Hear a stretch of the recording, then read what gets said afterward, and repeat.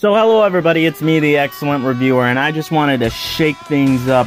And so I decided to do something just for myself that was a little out of the ordinary, and I decided that I was going to watch every single episode of Monday Night Nitro.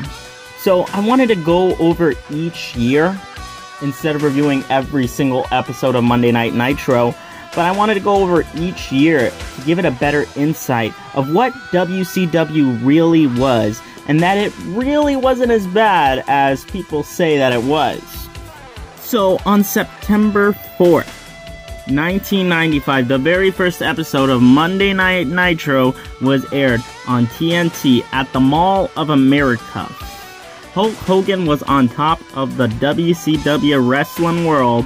Previously, he had signed with WCW over WWE, and already within the first episode of Nitro, which was also the first wrestling television to be aired live, which WCW held over WWE every chance that they could get, but we also had our first WWE defector appearing in the middle of a match, and that was Lex Luger.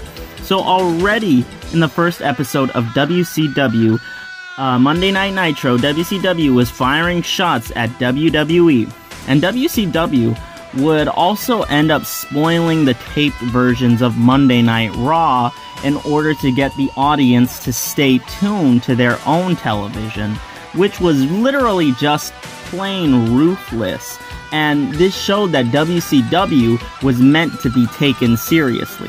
However, WCW was also still full of colorful wrestling characters that personified the early 90s of professional wrestling, like the Dungeon of Doom and Hulk Hogan. He was still doing his Hulk Hogan is America gimmick.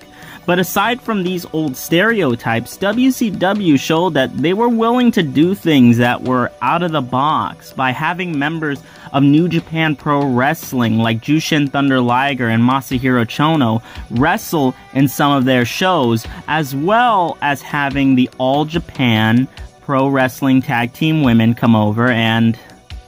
oh god. The Monster Truck Sumo match between Hulk Hogan and the Giant. Look, you can say what you want about WCW, but at least they were willing to try new things out and make themselves different from the competition. WCW also had some of the biggest main event talent at the time, with the likes of Hulk Hogan, Lex Luger, Sting, Ric Flair, and Macho Man Randy Savage. It was no wonder that WCW was huge trouble for WWE.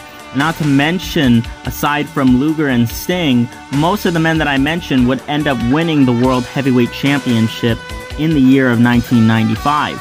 Now, aside from the main event roster, the mid-card was also pretty strong with the likes of Brian Pillman, Eddie Guerrero, Chris Benoit, DDP, and Johnny B. Bad, who would end up becoming Mark Merrow in the WWE.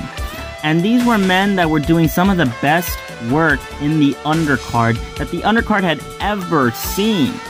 The pay-per-view events were also pretty damn good, with War Games, Halloween Havoc, World War III, and Starrcade being pretty good quality shows, with only a couple of matches with forgettable or just bad finishes, but all the main events delivered. Now, Nitro usually aired for about an hour or so, and they had some good main event matches, but they would usually end up in a disqualification, being that they wanted to save it for the big pay-per-view, which was the only nitpick that I really have for WCW at the time. But I mean, I totally get it. You don't want to give away your money matches on free television.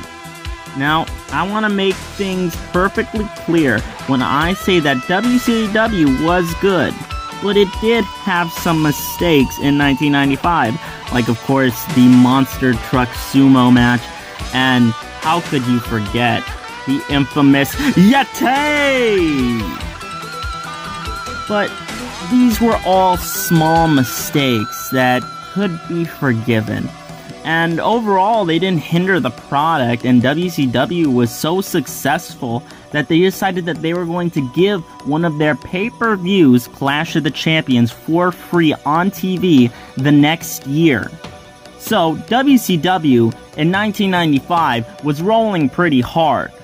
And with 1996 around the corner, WCW was about to change the landscape of professional wrestling.